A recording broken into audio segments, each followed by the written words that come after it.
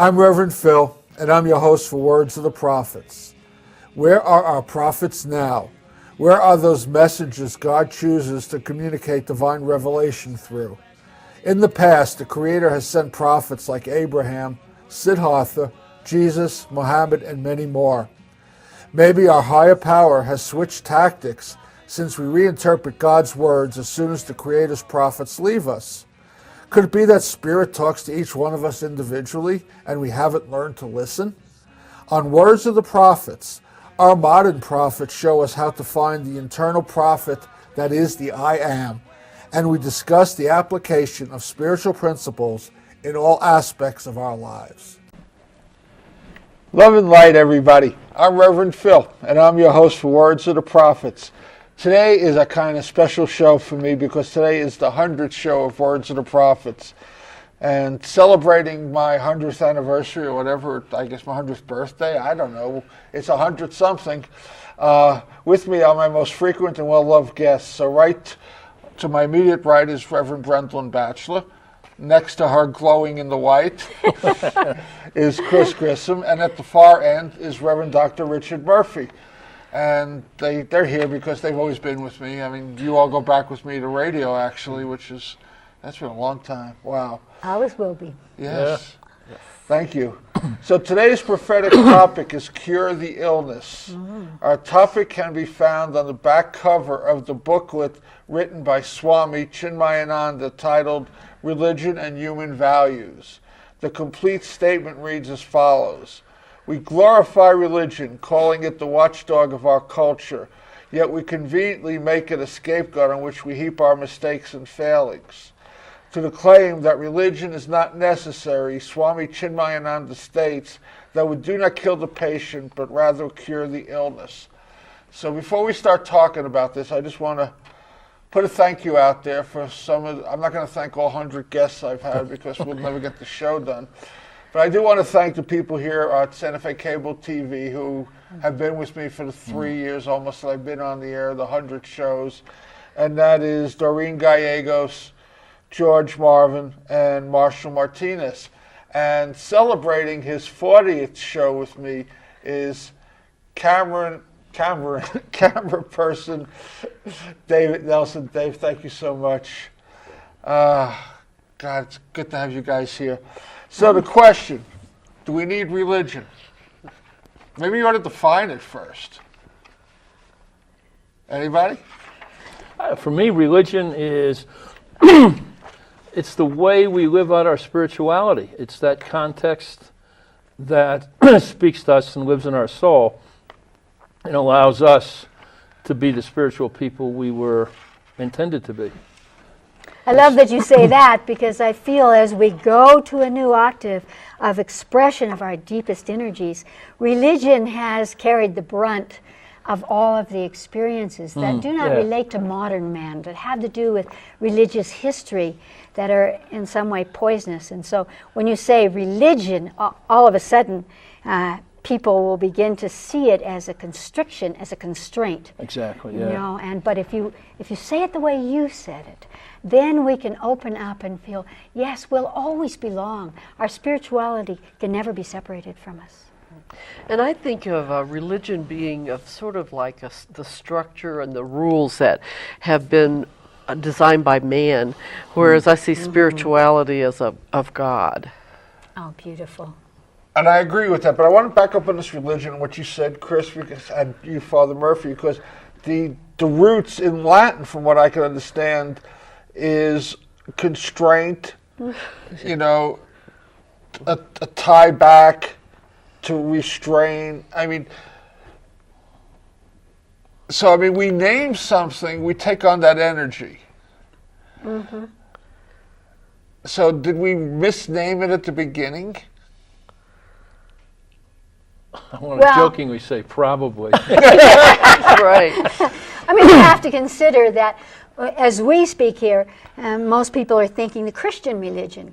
And so, of course, in the very beginning in the history of forming the Christian religion, we were certainly talking about creating rules, as Brenda was saying, creating rules and morality, and this is what God wants, and this is what he doesn't, and what he doesn't, we will axe you for it. We will punish you. And so that is restraint.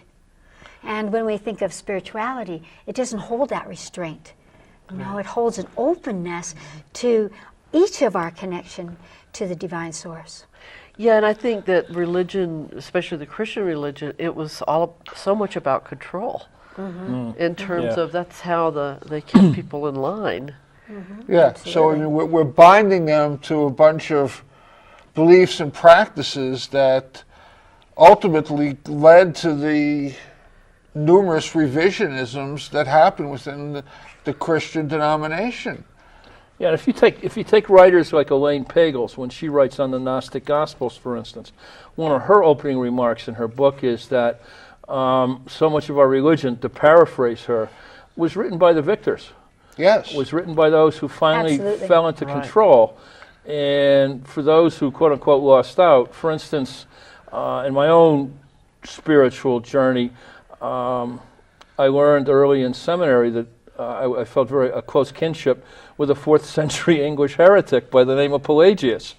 And if you read carefully, it was Augustine and his followers who overpowered him in terms of popularity and in terms of setting limits and control, whereas Pelagius was more open to the divine within us.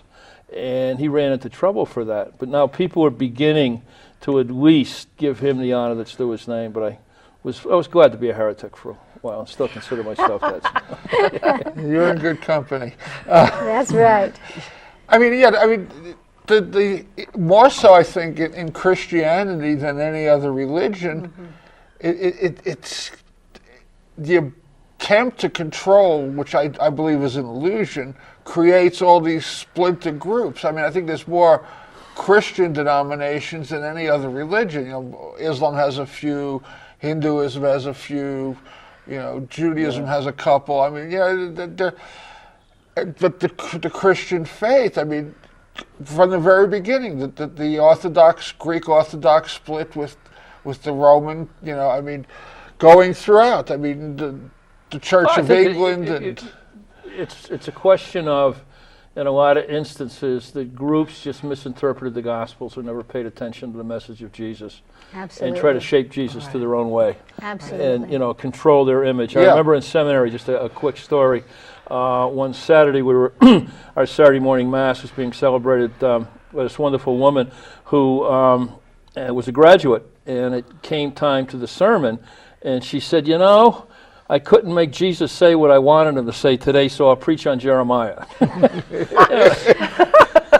She made a great point, so I think that's where religion is tripped up.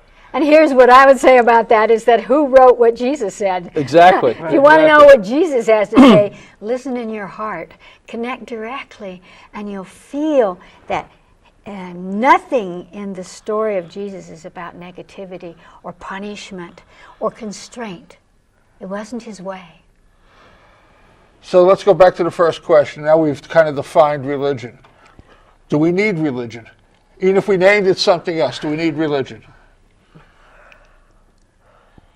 I think we need faith communities. I personally am more in favor of looser,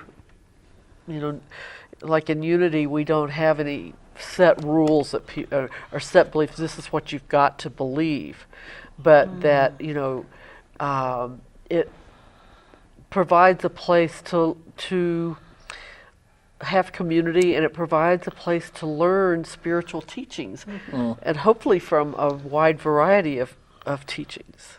I think it still has great value in community, as you're talking about, in relationship to basically our fear of God and our fear of death and our cultural way that we come together. We come together for baptisms. We come together. Somebody's got to say something when you die. And we've passed it on to the person who is supposedly the voice of God. And so in saying, well, let's have spirituality instead of religion, we still have many, many gaps there. So community is very, very important. The recognition that we can commune together with the divine source is a completely new concept, because each person individually can go out in nature or into the church or wherever and feel for a moment that they are part of the divine source. But to bring it together, it's different. So you're saying that community is a means of control by numbers as opposed to the gathering, the strength that the community brings together, if that's what I'm hearing. No. I didn't hear that. No. Okay. No, no, not by numbers. What I'm saying about numbers is that it's a new thing in human history for us to actually gather together, not us against the world, but us in that we can together feel the force of the divine energy in ourselves and see it in each other. That, as she was saying, that's very, very powerful. And I'm saying that there's still a hole within us culturally when it comes to the things that we're afraid of. When we want to mark the day of birth, baptism, confirmation, death, all of those things, and we don't know what to do with that. So that is not really a religious thing. We call it a religious thing, but really it's a cultural thing, it's a societal thing. How will we honor someone? What would we do with baptism when deeply inside, certainly in the Catholic point of view, you're going to go to hell if you're not baptized. So we have a lot of deep fears that cause us to want to have religion a focal point by which we can express these passages in our lives. I think we're always, the question isn't, do we need religion? For me, religion is always going to be around, because human beings have a need to express themselves to something outside of themselves. So I think religion, however we understand it, has been around since time immemorial. The question is more to the point of how we live out that religion, how we remain faithful. So well said. Mm-hmm. Right. And I think that the purpose of religion, or whatever, or some of the needs that religion used to be met, like in social, spiritual social action, for example, that used to always be met by the church. Yes. Well, nowadays there's all these nonprofits that are doing things the churches used to do. Yes. And it's affecting finances of churches, because a lot of the money that used to just automatically go to the churches to feed the widows and the orphans are now going to nonprofits who have formal structures for specific ways of doing that. I want to go back on this congregational concept, because I mean, every theology, every religion has a temple, a mosque, a synagogue, a church. I mean, so, and they're not all utilizing the control model that Christianity tends to be more heavily invested into. So what is the power? I mean, is there not a power in the group? Is there not that common denominator using to bring people together to increase the intensity of the experience, so to speak? I hope within my context, what brings people together is, one, the need for community. I mean, that to me is almost at the bottom, but is also a need to worship God and to live out a relationship with God, and that gets shaped and formed within the church. I'm a strong believer that so much of, at least modern Christianity, has become negative on postmodernity, because postmodernity has opened us up to things like interfaith dialogue, to a broader context of hearing how God is understood from a variety of voices. There's no longer that grand narrative that controls society the way it controlled society in the Middle Ages. And a lot of the reaction today has been against postmodernity. It's been opposed to that. They see it as too much relativism. I remember when Pope John Paul II died on CNN that night, just offhandedly the reporter said, he had done so many wonderful things in his life, and then he said, however, he was a pope that fought for 20 some odd years as pope the whole issue of postmodernism, when he should have engaged with it and found out that because of its there's an openness to that we need to get in touch with so much more deeply. So I think, again, I go back to my original point. I think people get together to, as a community, to worship God as they understand God, and to live out their spirituality. And to do so with people of like consciousness. Yes, You know? yes. So that there's a safety in that when you know that you're in a group of people with the same beliefs, you can support, nourish, inspire one another. So within that construct, what's the role of the leader? Herding cats. It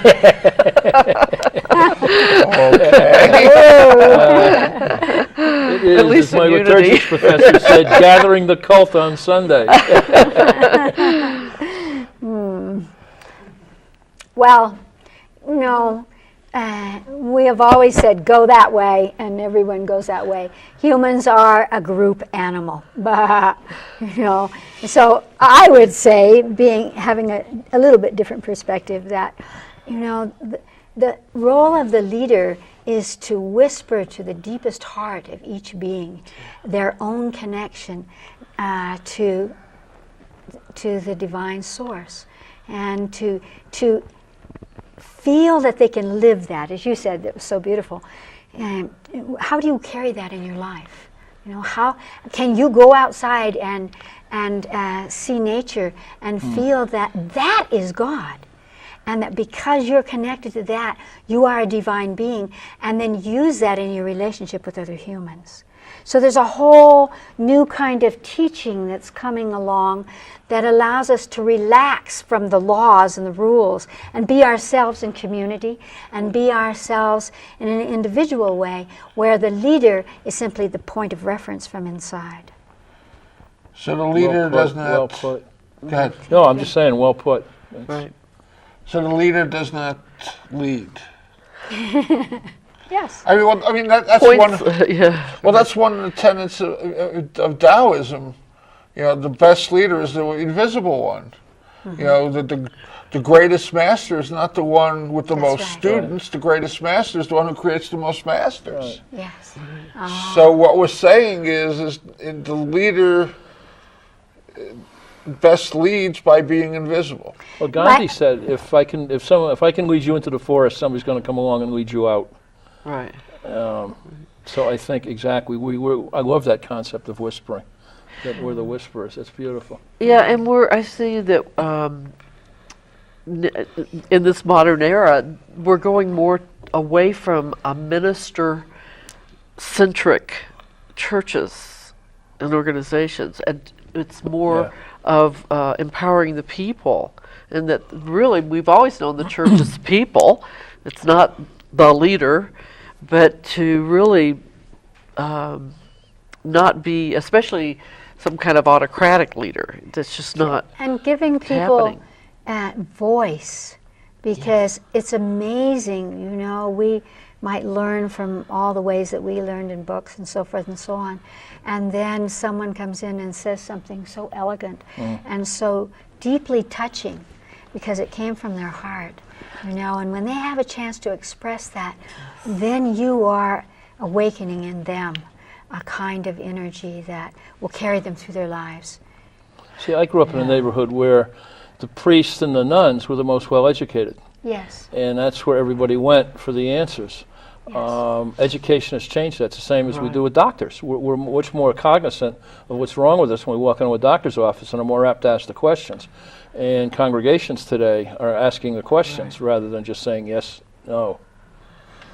There was a long time ago, and I forgot where I first heard it, but feels like it's been with me forever, that the purpose of any religion, the purpose of any theology is to answer four basic questions.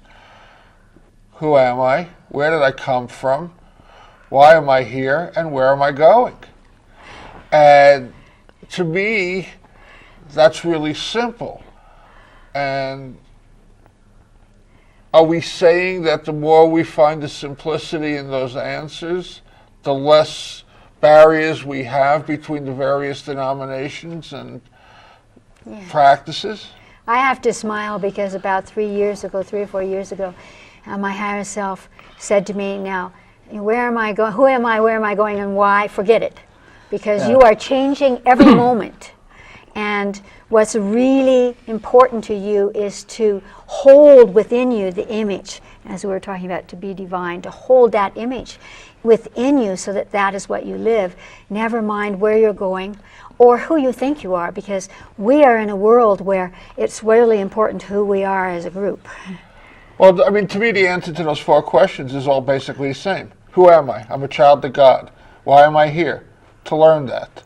Yes. You know, where am I heading? Back to God. You know, I mean, That's beautifully said. so, I mean, That's a lovely way to put it. So I mean, everything is about that same answer. So I mean, then religion, if they're going to answer those 4 questions, then we start to get more blended. Well, that's why I love mysticism, because at the mystic level, there's no difference in religions. That's right. It's all the same. And all religions have it. Yeah, it's only when we come down to these rules and whatever. But someone has a mystical experience, and then they tell people how they did it, and we set up the rules. Oh, this is the way you have to do it. And I think that's how religion And yet came imagine that in Christianity, 2,000 years later, nobody has written down how you break bread. Exactly. Yeah. Nobody has. it's Nobody has said how to feed the masses, break the bread, walk on water, heal the sick, raise the dead. No one has practiced the basic, simple, this is a mystic, magical experience. You can do it too. How do you do it? Because nobody knows. Because nobody focuses on it. I think in the future we'll begin to focus on that.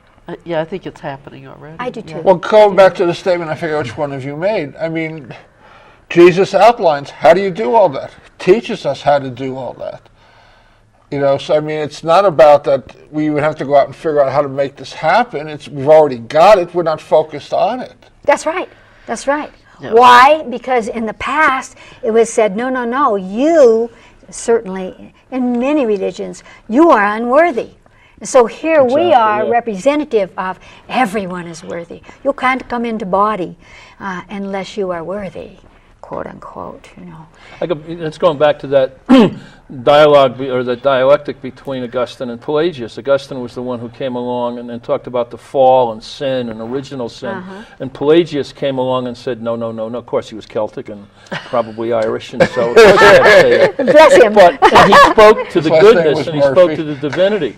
And that's when the church, the quote unquote institution, turned against him and tried to put him on the outs when in fact he was correct. This is we're born with that goodness.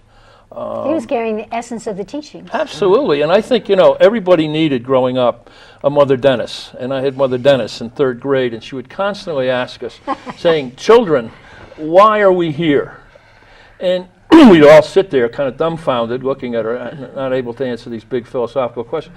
And she just simply would tell us, she said, we're here for the glory of God and the mission of the church.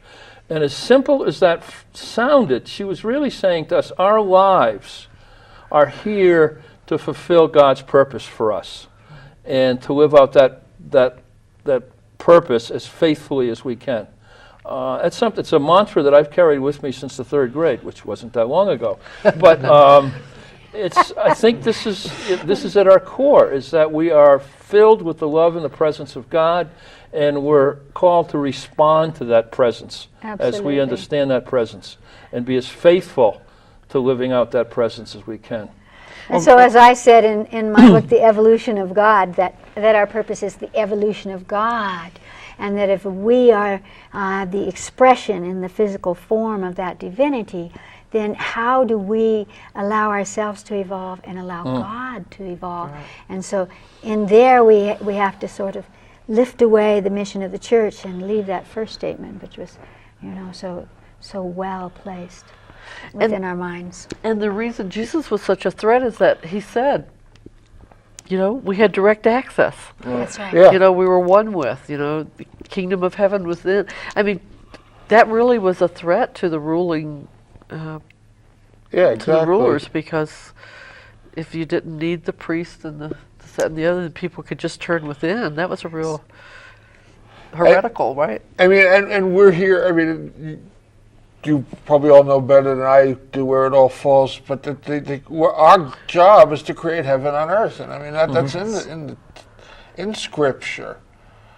And really, that's a very advanced concept, because we first must create heaven within, and then realize that the purpose of our lives is to expand that heaven into earth, into all around us, without necessarily the missionary zeal of it.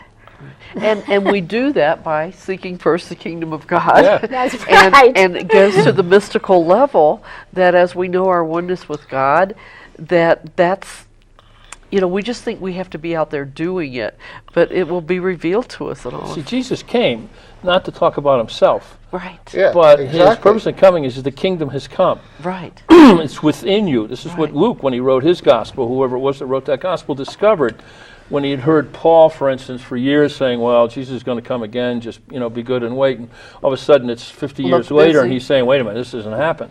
And all of a sudden, the great aha is the kingdom, heaven, exists within us. It has already come. And our response is to live that out faithfully and to grow. So let's throw this into the mix. We're here to create heaven on earth. Do we have a right as a religion in any form, shape, to get involved in any political debate or anything that has anything to do with politics? I think our role in terms of religious leaders or spiritual leaders, or the voice in that way, is to not become involved, to definitely become involved in politics from the perspective of divine grace. In other words, to hold the templates of honesty and righteous living, if you want to call it that, or any those qualities that help us to be true to ourselves and to those that we represent, and that is where religion can speak to politics, not in any other form. So if you had a particular candidate that was speaking that helped your congregation, then you didn't have the right to uphold that candidate because they supported you financially or your congregation. But to speak to the basics, of politics, which should be to be a template for supporting and facilitating the heaven within for all people. That's our prophetic call. That's our prophetic mandate, I think, as people of religion, is exactly that we engage in politics and engage in social justice issues, but not as a co-opt participant, but as that person that speaks prophetically. I mean, from the very beginning, God sends Moses to Pharaoh, go speak truth to power and liberate your people. And Moses didn't co-opt himself with the Pharaoh to try and weasel his way into that liberation. He confronted it with the word that God had given him. So we do that as prophets. But I think, to me, being a product of the 60s that I am, I said religion and politics, for lack of a better word, are really inseparable. But it depends on how we react and live within that context. Well, I want to throw this out here because, my introduction into spirituality came through 12 steps. My experience with religion was partly why I became a drug addict. Yeah, really. Really? That's a whole other show. That's several shows. But it's, in the 12 traditions, it says we have no opinion on outside issues. Mm-hmm. So even I'm in a 12-step program that tries to help people get off drugs. Mm-hmm. But we don't take stances on needle exchange. Right. We don't take stances on medical marijuana. Exactly. We don't take stances on all these doctors writing needless prescriptions for opiates. And all we do is you come to us, we help you bring it back to the core. Exactly. So in that context, because doesn't that create the divisiveness? Father Murphy, you were doing the reconciliation in Northern Ireland, Protestant Catholic. One thought they had the right to say something, one thought they had the right to say something. They go to war of what they're saying. Right. That's because war stands for we are right. Amen. So that's Wow, yes, and war stands for my God against your God. Right. Even But when we it's have no positive. but there is no distinction between the gods. But when you listen to the way they experience that culturally and in their homes, there is a huge difference. A huge difference. Because in those two terms, we start talking about sexuality and all kinds of deep, deep human issues that really say, wait, if you're a Protestant, then you don't agree with me. And so therefore, my God is against yours. My way. And God stands behind me. That's what I mean about my God against your God. God stands behind me, not you Protestants, not you Catholics, not you whoever you are. But I mean, if neither one of them had an opinion, and they just took care of their own, that's what I meant about history this would have missionary changed, thing. would have been different. I mean, or am I just, But that's touching on that last question of fanaticism, that why would the Protestants and the Catholics go to war with each other? It's not just because of their opinions, ever. It's because of the way they live their lives, and they don't dare be wrong. And so there's one word for that, and it's called fear. And fear drives us, and we will kill for fear. Out of fear. Well put.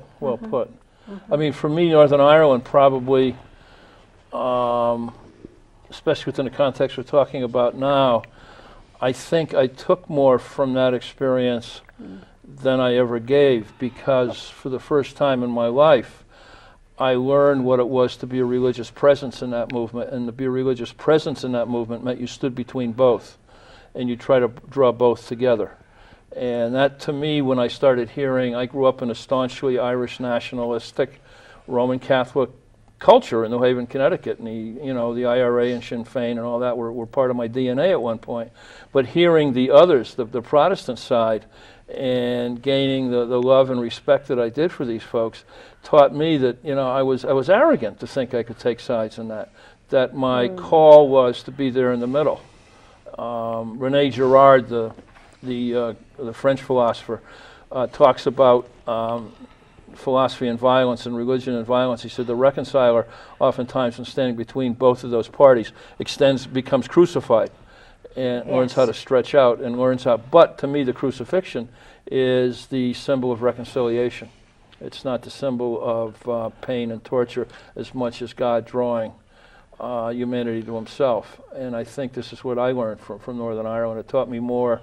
I think in the end I was able to contribute some and felt good about it. But it's an experience. And the other thing is with conflict that I've learned, regardless if it's between two communities, Protestant and Catholic, or within a family, the complexity of these issues is so deep that we fool ourselves in thinking we can explain them away.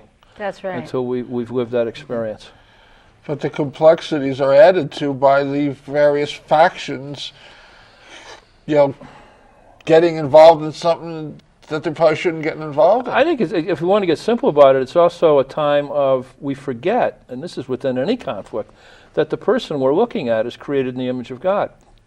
Yes. And See God in each other. right. Well, that's the role of See the the leader divine in in the each other. community. So Right. instead of calling them to arms, it should be, wait a second, this isn't right. Right. We're not here to separate. We're not here to bring a multi-tiered structure of humanity. We're here to come together. So, I mean, the role of the leader in that context is at the core of why we have a lot of the conflict. I used to teach, well, I still do, peace studies and at Nijoni, and one of the focus points that we use is how do you, you come through the things that are the same.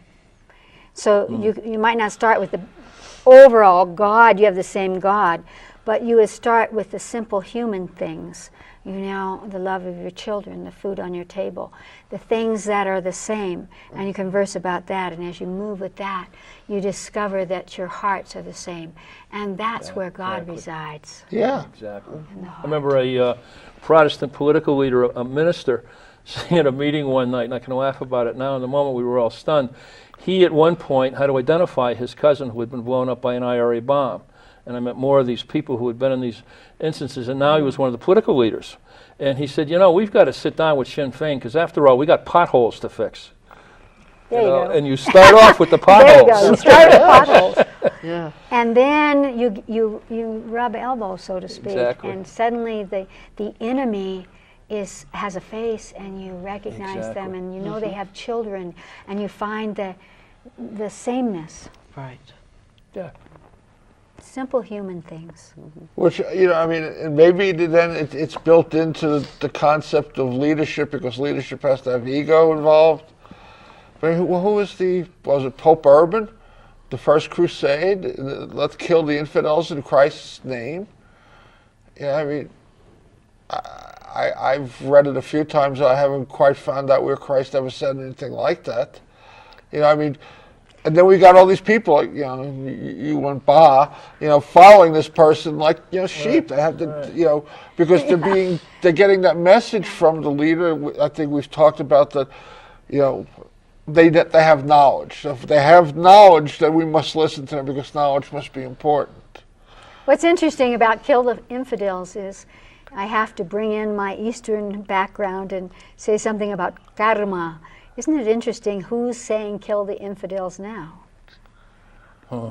In other words, the Muslims, not all Muslims, are saying that. Christians are the infidels. So suddenly there's a replay, but turned the other way.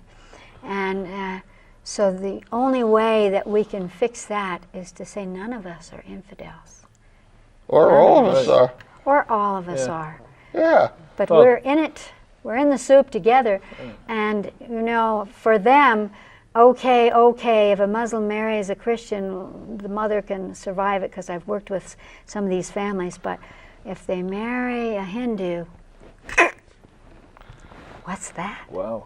What's that? Not seeing the unity. Not seeing the oneness. Not seeing the oneness. Yeah. Desmond Tutu says, we're looking into the eyes of our brothers and sisters. No, we're looking into the eyes of the enemy. Well, that was that whole, Arjuna in Bhagavad Gita. Looks to his right, and family, friends, and teachers. Looks to his left, family, friends, and teachers. I don't think I want to be a warrior. I'm going to go become a monk. I mean, Too bad he didn't choose that. Yeah. well, he would have, but then Krishna got in the way and said, I "No, know. man, you got to do this. You got to do this deed." But I mean, it's seeing that. What do I got to gain? So one of the questions that comes out of this booklet by Swami Chinmayananda is, can human values alone replace religion? And I think we probably have answered that, but let's throw it out there. We have to start by saying that the trick to that, the replacement could, and it's a strange word, because I agree with you, religion will always be there, whatever it is that we call it. But the trick to that is that when human values are something that we hear inside and that we live by, not because we'll be punished if we don't, then we will not need someone to tell us what is true or good or what God likes. But the second part of that is when we actually can invert or reinterpret Moses's, what he brought down there, when the laws of life are not about thou shalt not, but when the laws of life have to do with I will, I can, I am, then there's a difference. In other words, we have to come to a place where we live in a positive, supportive, creative way that includes all heaven and earth. And then we will not need to be saved. We will not need salvation. We will not need prisons or the laws that we have created, because many of our cultural or societal laws are actually not much different than religious laws. Or they're taken from religious laws. And I have to ask with that question, if you're talking about the good values, not the hate and the anger, but if you're talking about Human good values that human come values, in both sides. where do they come from? I think the negative values are the ones we create. That's right. We conjure up, so to speak. But those good values of love, hope, justice, and peace, they come from the God within us, from that place in the kingdom from within us. I love that. So I don't think you can say we can get along without them. There's a number of atheists these days that have gained great popular note. Richard Dawkins comes to mind. And their reaction against Christianity, for instance, is the reaction against the fundamentalist, the fanatical kind of Christianity, which is, there, but a small part of the real Christianity. If they really studied the essence of it, they might be singing a different tune, because I'm just firmly convinced, without running off the mouth here, that the values that are the good values are the ones that come from God within us, and God has given us and planted in us. Yeah, and I think that one of the most practical tools I've ever used is heart math. I don't know if y'all are familiar with heart math, but it's a way of, it taught me how to get out of my head and into my heart. And you can take a stressful situation, and when you quit thinking about it and you just focus on love, joy, gratitude in your heart, then your response to it my response is totally different. And I think that's that God within us. That's how we tap into God's voice. And there's an actual physical component of it that can happen. And if we could live our lives that way, as the mystics teach, we would come from those positive values. Absolutely. It would never occur to us to do evil. So the purpose or the function of religion, at least for the time being, is to remind us that human values have two polarities, so to speak. Because I think left to our own as humans, you talked about fear. I think fear is the basis of self-will. Fear is the major demonstration of ego.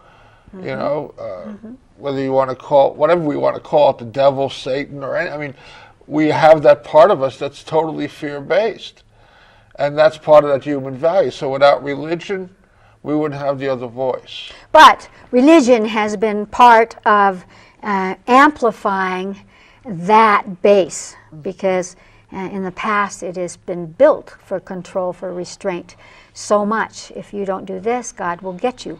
And so my perspective is, again, there's nothing outside that's going to get you.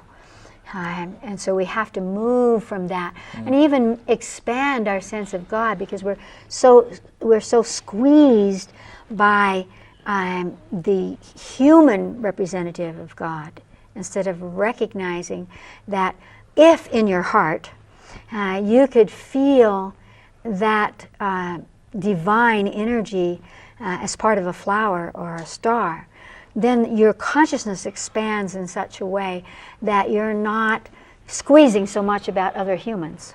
In other words, to find our true selves, we have to expand heaven on earth, our sense of ourselves. Well, that comes back to those 4 questions. Why am I here? To learn I'm divine. That's right. But at this point, to act like it. Yes, to carry it forward in all of our affairs, so to speak.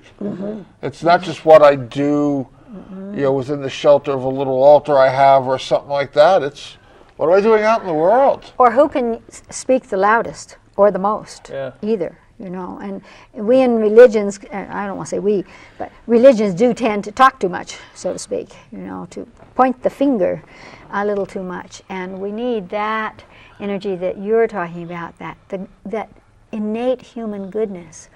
And as we expand our sense of self, we'll be able to trust our own knowing, so that always the heart tells us, you don't want to go there. That doesn't serve you. And then we move through our fear. But we have to know what that heart represents. That it's there and it's talking to us, that the heart is the divine talking to us, so to speak. Absolutely. Yeah. It's love speaking to us. Well, it's listen in action. I getting back to when I was an active addict, somebody would come up with the dumbest idea I'd ever heard. And the little voice would say, Phil, don't do it. And then the other voice would jump in, well, Phil, if you want to get loaded, if you want these guys to like you, you got to go along. And then when the whole thing would blow up, I'd sit there and scratch my head. I was like, why didn't I listen to that first voice?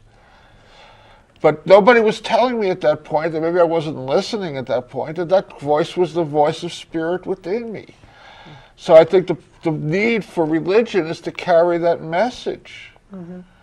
And when you talk about action, it has to move through the mind of the cell of the body, because the body is the expression. Yes. You can't do it without your body. And so I think we're on the brink of a whole new reality.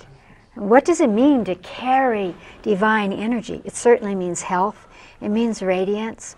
It means a completely new possibility of being the expression of the divine in form. It also means humility. Yes. It means sharing that divinity, sharing that goodness, sharing that holiness. That's a humbling thing. That, and then when we do it, take the current economic crisis that we're in, maybe we can learn to live without certain things and learn to live a simpler life, a more God-centered. I had a wonderful spiritual director years ago, a Benedictine, whose mantra was always God consciousness, God consciousness. Always keep that I God love consciousness. And he was right on. And that's, but we need to share that. And when we share it, that's a humbling. Well, that concept leveling. of humility, the greatest definition I've heard of humility is not thinking less of yourself, it's thinking of yourself less. Yeah, yeah, perfect. I'm not here to put myself down, I'm just not to get focused on myself. Thinking of the other. Yeah. That I'm not the center of the world. And I have to put a little 2 bits in there about that, which is, it's not necessarily doing less. It's realizing that there are divine laws, which are, ask and you shall receive. Whatever you put out comes back. And so what we humans haven't really learned yet is how to share God, how to share love, how to share food. When we learn that, we will access those cosmic laws or divine laws, so that the more that you give out, the more it comes in. So we don't have to shrink. We have to learn to spread it out. Spread it out. Yeah. And as we do that, we'll always feel abundant. And in that abundance, we will feel the truth of divinity. And that's humility, for sure. I mean, what you're saying, again, I go back to, and I am not real good with chapters and verses, but there's this beautiful saying in the Gospels, render unto God what is God's, render unto Caesar what is Caesar's. I mean, it's about the separation of the human experience versus the divine experience, and what's going to supply us in this particular experience. But what I'm saying there is that if we bring the divine, which I think is what you mean, Doctor, if you bring that divine in, if you bring that divine in, then that's what will influence so that there isn't that separation. Yes. In other words, what is Caesar's? Where did Caesar come from? And so it starts to remix reality. Well, I mean, I think it also what it talks about, and I don't want to go too far astray here, we're going to have to cut away to do some announcements also, but rendering unto Caesar is ego, rendering unto God is spirit, in that dualistic concept of humanity, so to speak. And I'm not here to have basically the ego make spiritual love-based decisions, and I leave that to the spirit, to the heart, as you were talking about, and I don't listen to ego. Ego's good for certain things. But you know what, Reverend Phil? I discovered in my work that the only way to change our essence is to draw in that high frequency. So instead of trying to kill the spirit, what I learned was if you fill the ego, if you fill the ego with spirit, it learns humility. It holds its space, but it shares its space. And that's what makes that difference. See, I think that passage you bring up in the Gospels, I've always said is one of the great unfinished conversations in Scripture. Why didn't the Pharisees just stay with Jesus and say, okay, well, how do we understand what belongs to God and what belongs to Caesar? And I think there would have been a whole conversation and a whole understanding of holiness and grace and transformation that would have taken place if that conversation had been continued. Except what happens, story is carried out, and they lead them to the cross. So we've got to stay there with those conversations. We need to release Share. the separation. We need to release the separation because as long as we have that, we'll never have heaven and earth together. Yes. Yeah. We'll never have religions come together. We'll never have humanity share. We'll never learn from one another. That's right. I want to come back on that. Before we got a couple of announcements have to be made. Brendan, you want to talk about Easter Sunday services and all the Good Friday and that stuff? Okay, Unity Santa Fe, which is located right off 599 at mile marker 12. Thursday evening, Monday, Thursday, we'll be having a spiritual communion with elements. Of course, we use our flatbread as corn tortillas because we do things differently. And and we'll have communion, and then we will also have a 4-hour prayer vigilita from 8 until midnight. People can come and go as they like. On Thursday at noon, we're doing our Good Friday service, and again, we do things differently. We burn the cross. The cross that we've been hanging on. The crosses that we've been carrying. I give out little pieces of paper that are in the shape of cross, and people write down what they want to release and quit hanging on to, and then we burn them in a burning bowl. Yes. And then on Sunday at 10:30, we'll have our Easter service. Okay. Yeah, step into What time what will we that want be? to rise to at 10:30. Okay. Chris, you have a... Yes, the Sanctuary of Light is in Galisteo. It's right off of Highway 41, right before Galisteo. And we have a special Sunday meditation for Easter. Again, it's more about the ascension. It's more about tapping into the miracle and the magic and all of the visible and the invisible and how it moves in us. It starts at 5, and so I invite everyone, and I love what you're saying there because that's my whole perspective.